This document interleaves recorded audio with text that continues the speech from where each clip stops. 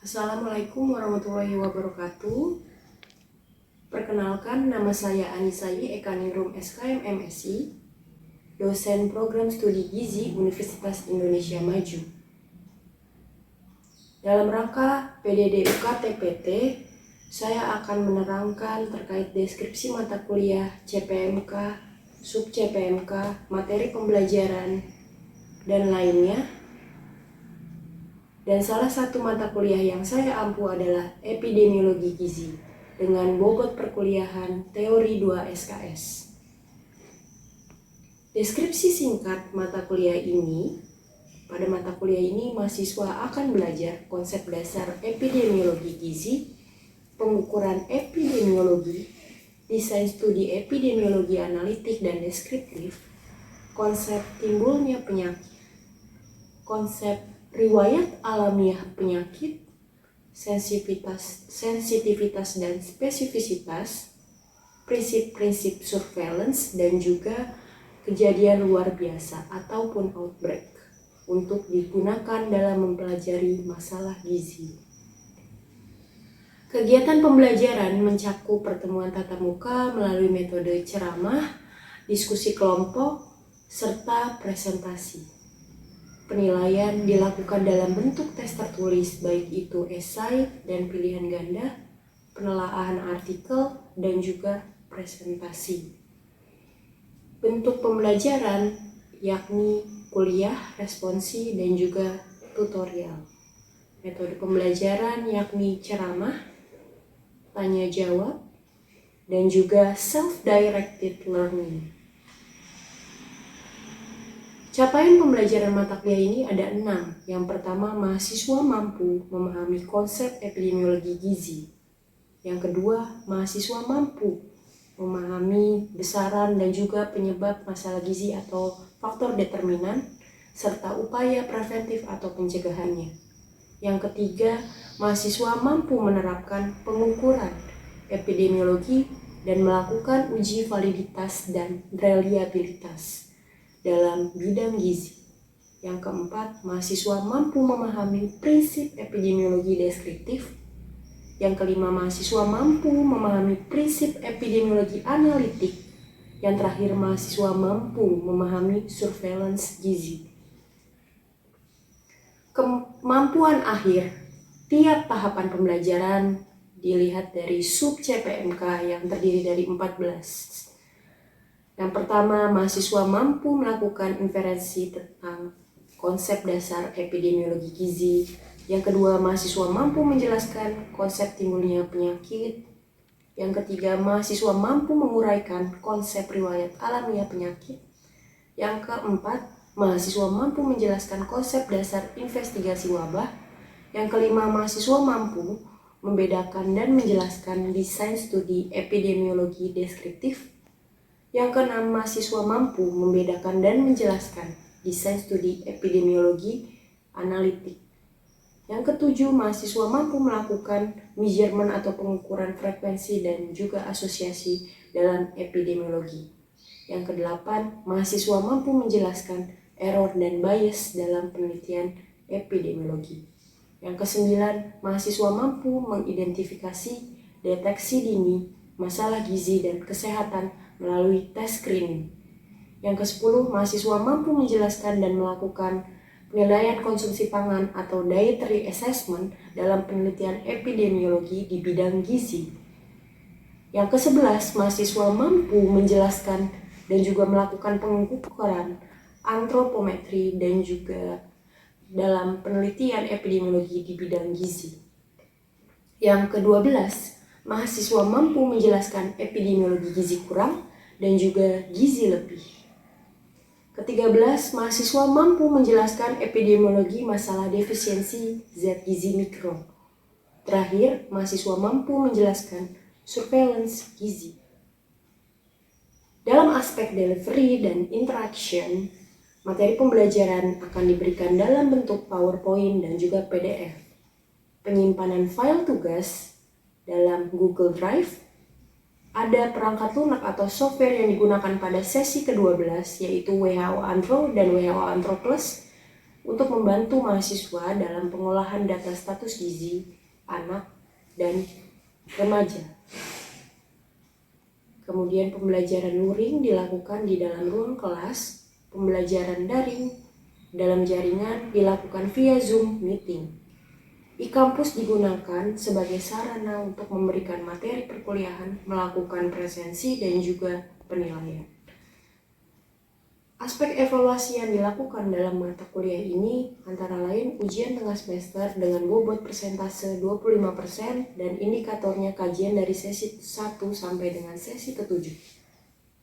Ujian akhir semester dengan bobot 25% dengan indikator kajian dari sesi ke-9 sampai dengan sesi ke-14. Ada juga penugasan terstruktur di sesi UTS dan sesi UAS yang masing-masing bobotnya sama, yakni 20%. Di mana tugas sesi UTS itu ada di sesi ke-5, 6, dan 7, tugas sesi UAS ada di sesi ke-9, 11, dan 12. Yang terakhir adalah kehadiran, dengan bobot persentase sebesar 10%.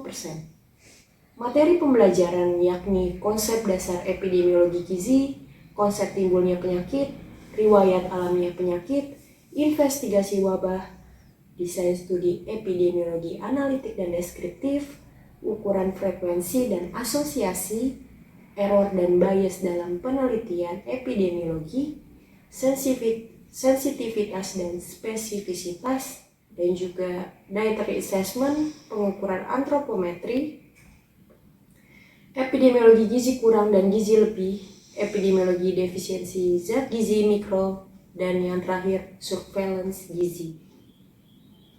Kepustakaan yang digunakan dalam mata kuliah ini ada pustaka utama dan pendukung yang nanti akan dilampirkan. Pustaka utama yang diantaranya digunakan adalah buku yang saya susun bersama teman-teman saya, yakni dengan judul Buku Pengantar Epidemiologi dan juga Dasar Ilmu Gizi. Berikut ada video pembelajaran yang saya lakukan di dalam ruang kelas dan nanti akan menggambarkan singkat terkait kinerja saya dalam bidang pengajar. Selamat menyaksikan Bapak Ibu, terima kasih.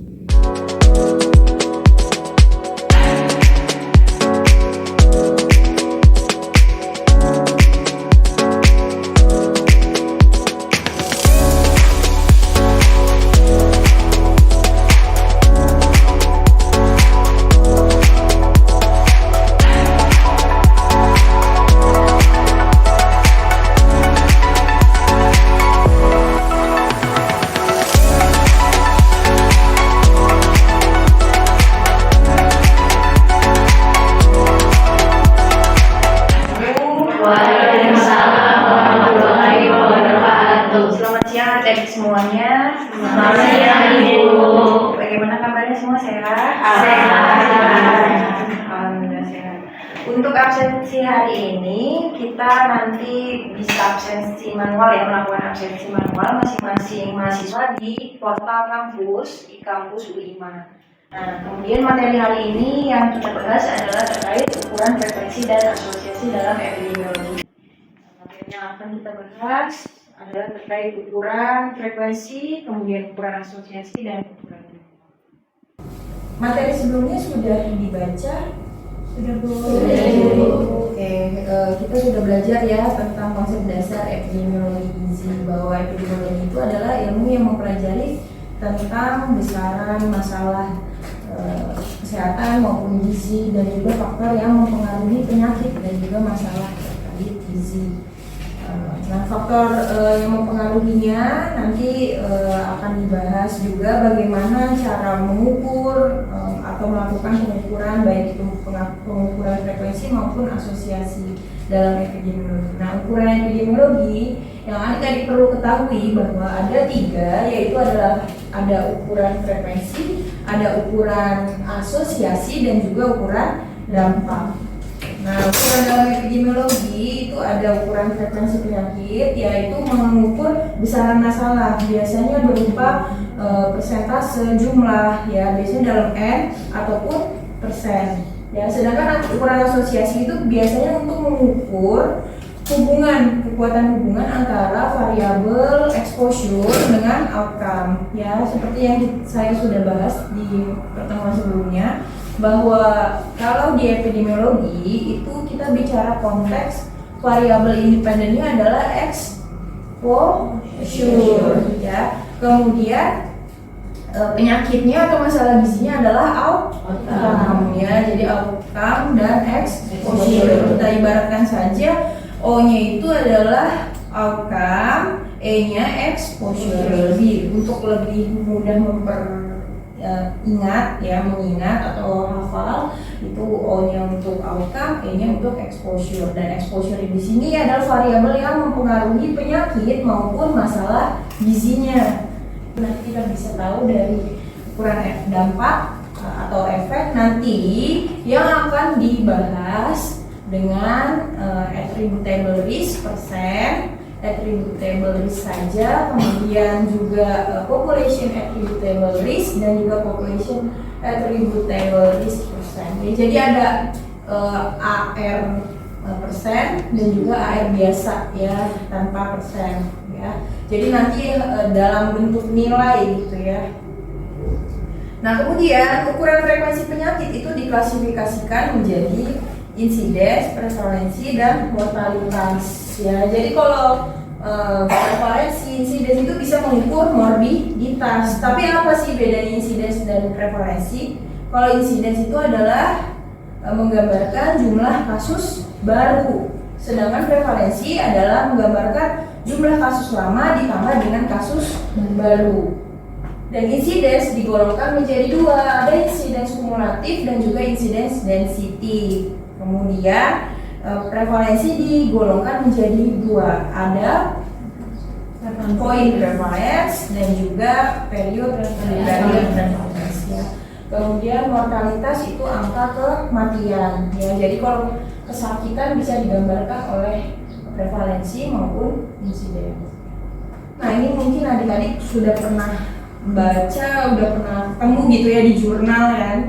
Di jurnal ilmiah udah pernah baca, oh ada proporsi, oh ada rasio, ada rate. Nah, apa sih? Nah, kalau proporsi itu kan lebih sama, ya, kurang lebih sama dengan prevalensi. Jadi pembilangnya beda dengan penyebutnya, gitu, ya. Jadi kan kalau kita belajar statistik itu kan ada pembilang, ada penyebut. Yang mana pembilang? X, ya. X itu pembilang, Y itu penyebut, ya. Nah, nanti ada yang X sama Y itu ibaratnya bilangan yang sama, gitu, ya. Nah, kalau proporsi itu jadi si X ini merupakan bagian dari Y. Nah, kalau rasio itu dualnya, contohnya rasio jenis kelamin, berarti X-nya jumlah laki-laki dan Y-nya jumlah perempuan, ya. Jadi X dan Y-nya memang benar-benar bilangan nilai yang berbeda, ya. Ada proporsi, ada rasio, ada rate. Nah, rate ini biasanya kita gunakan buat ukuran demografi. Mungkin adik-adik pernah baca, ya, di laporan kesehatan, survei kesehatan, ada seperti IMR, infant mortality rate, ya kan, ada angka kematian bayi, ya kan. Nah, itu menggunakan rate karena biasanya ada konstantanya, misalnya berapa kematian per 1000 kelahiran hidup, misalnya, atau ada berapa kematian per 1000 penduduk. Nah, itu bisa ada per 1000-an, itu ada tetapan, ya, atau konstanta, ya. Jadi menggunakan rate.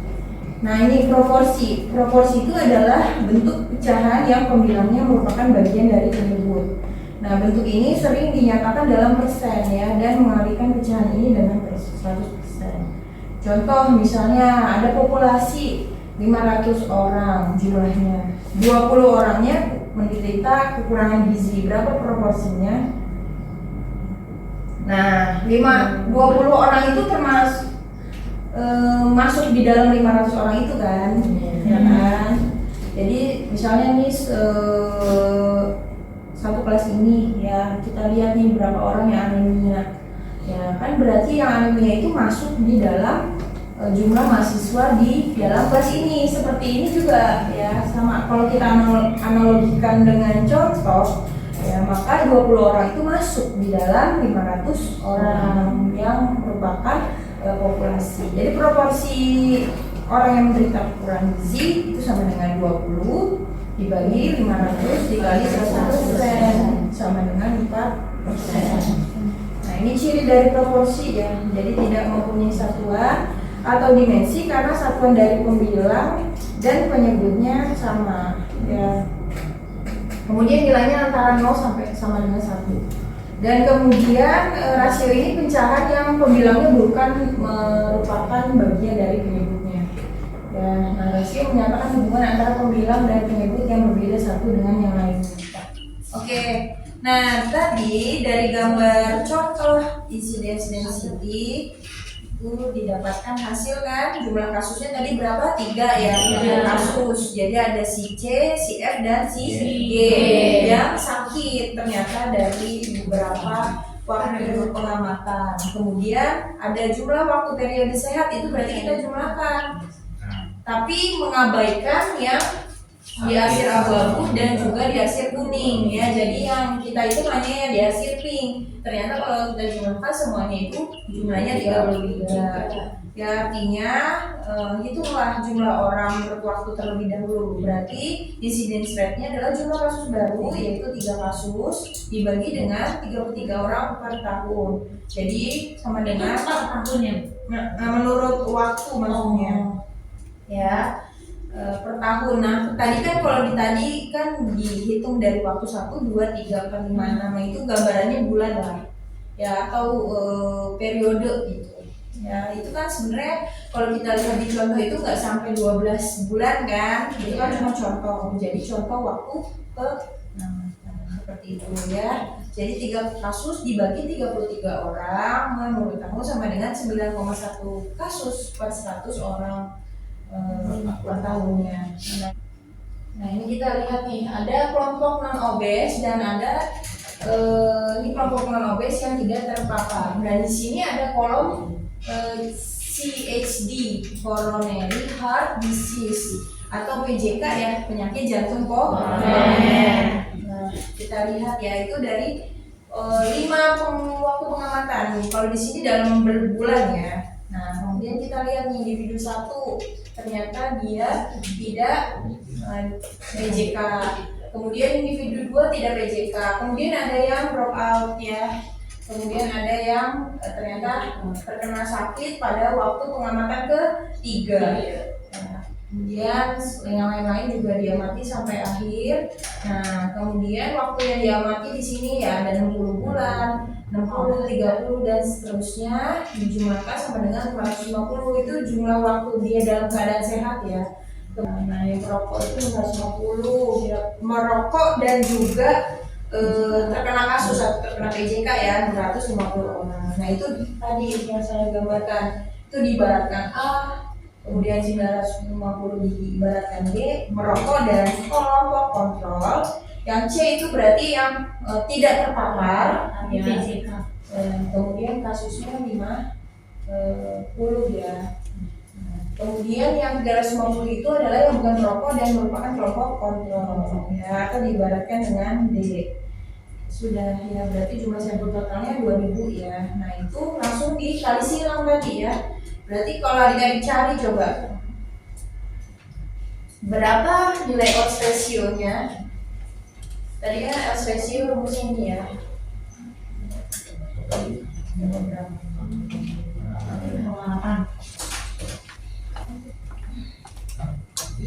Nih ya, benar ya, 4,8. Yang mempunyai resiko untuk PJK ya, itu 4,8 kali lebih tinggi untuk terkena PJK tadi dibandingkan dengan kelompok yang bukan perokok. Ya. Jadi ini contoh misalnya tadi ya, merokok terus kasusnya PJK, kontrolnya yang non PJK.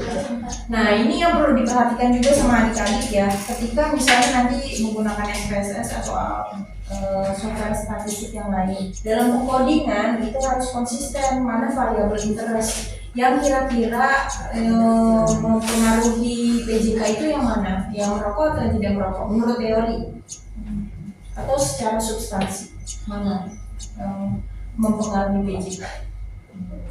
Yang merokok kan? Ya berarti merokok itu ditaruh di sini sama. Jangan di sini yang tidak merokok. Karena kalau yang di sini tidak merokok, di sini merokok, hasil pengkaliannya beda nggak nanti? Hasilnya beda banget kan, fatal ya. Jadi harus sama coding. Nah itu makanya harus ingat-ingat. Oh saya mengcoding lebih awal atau yang beresiko untuk PJK itu kan merokok. Berarti merokok saya coding paling rendah. Misalnya codingnya 0. Ya, kemudian yang tidak merokok berarti kita coding 1. Nah, berarti kita coding rendah untuk yang memang beresiko. Begitu juga dengan yang lain ya adik-adik. Contohnya misalnya adik-adik mau meneliti komplikasi kehamilan dengan BBLR misalnya contoh ya. Nah komplikasi kehamilan kan ada ibu yang komplikasi, ada yang tidak. Terus yang BBLR dan non BBLR. Jadi yang ditaruh di sini yang komplikasi kehamilan, ya yang di sini yang tidak, yang di sini yang BBLR, yang di sini yang BBLR. Berat bayi lahir normal, berat bayi lahir rendah. Nah itu harus sama, jangan sampai kebalik. Sekali kamu kebalik, salah juga hasilnya. Nanti bakalan salah juga menginterpretasikan. Nanti jangan-jangan komplikasi kehamilan itu bukan faktor risiko, tapi faktor preventif. Justru dia menurunkan kejadian BBLR. Nah itu beda lagi ya kasusnya. Kalau kamu memang udah benar coding dan di sininya hasilnya misalnya memang di bawah 1, yaitu memang hasilnya seperti itu adanya di penelitian kita. Ya, paham kan? Tapi kalau misalnya kalian salah penempatan itu kan berarti kalian dari awal memang salah hitung gitu. Kalaupun nanti hasilnya udah begini nih, oh Bu, hasil saya penelitian saya OR-nya kurang dari 1, ya nggak apa-apa. Kalau ini kamu udah benar. Kodenya ini yang dinamakan variabel ya. Nah ini kita masuk lagi ya ke EA% ya. EA% itu sama dengan insidence expose, insidence terpapar dikurang insidence yang tidak terpapar dibagi dengan insidence terpapar. Nah ini contohnya merokok dengan BBLR. Nah merokok dengan BBLR itu berapa insidence smoke-nya? Coba dihitung. Berarti berapa? Udah ada kan itu 84 per 3.000. Ya hasilnya adalah 0,028. Atau kita bisa lihat ubah jadi per 1000. Kalau kita ubah jadi per 1000 itu kan berarti ini harus dibagi 3, ini dibagi 3 juga ya. Ini juga kalau ini mau dibagi 5, ini harus dibagi 5. Ya ini harus konsisten antara pembilang dan penyebut. Nah biasanya kalau dalam attributable risk itu biasanya per 1000 gitu. Ya jadi kalau contohnya ini incidence smoke-nya adalah 28 dikurang 17,4 ya incidence non smoke, incidence yang tidak terpapar dibagi dengan incidence yang terpapar 28 ya hasilnya 37,9%. Ya. Nah, kemudian biaya persen. Nah, kalau ini bicara populasi I total dikurang incidence non expose dibagi dengan incidence total. Ya, sama dengan berapa kita hitung I totalnya? Berarti kita hitung ini antara consumption pattern ya, berarti pola konsumsi yang tinggi kalori dengan yang rendah kalori. Akan mengalami diabetes atau tidak ya. Jadi dikategorikan. Nah ini kan penempatannya sama nih ibu nih. Kalau yang tinggi kalori yang beresiko diabetes apa yang rendah kalori yang beresiko diabetes? Tinggi kalori kan. Berarti di sini penempatannya sama kan? Antara yang faktor risikonya dengan risikonya itu sendiri atau penyakitnya itu harus sama konsisten ya. Nih hasilnya berarti berapa insidence totalnya? Kan ya diabetes dibagi dengan 10.000. Hasilnya 110 per 1000. Insidensnya non expose 250 dibagi 5.500. hasilnya 45%. ya ini dibagi berapa? 5,5 ya.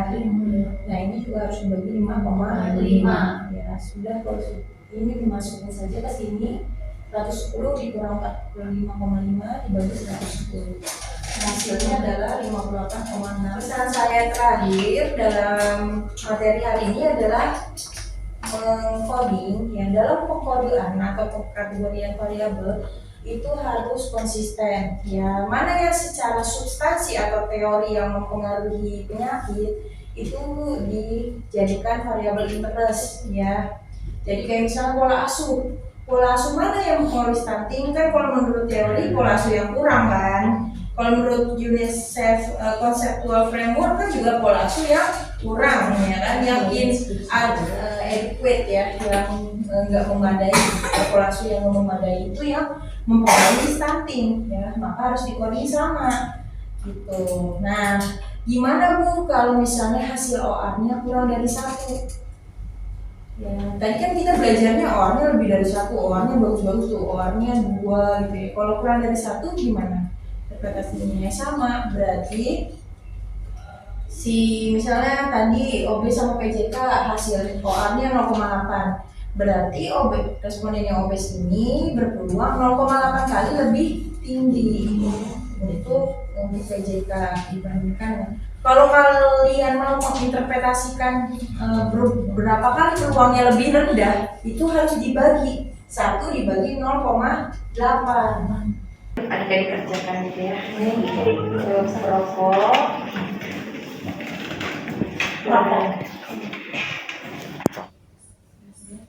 Mau carilah persennya dan partnya.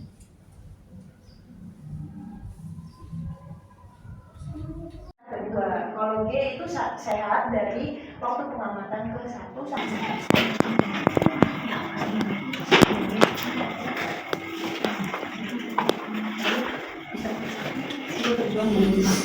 seperti itu ya. Berarti 38% dari kelompok terpapar ya. Ingat ya, kalau attributable risk percent itu menggambarkan persentase risiko dari kelompok terpapar ya. Jadi arti persen sama dengan 38% atau 30,8%, artinya 38% kejadian PJK pada kelompok terpapar dapat dicegah jika merokok dieliminasi.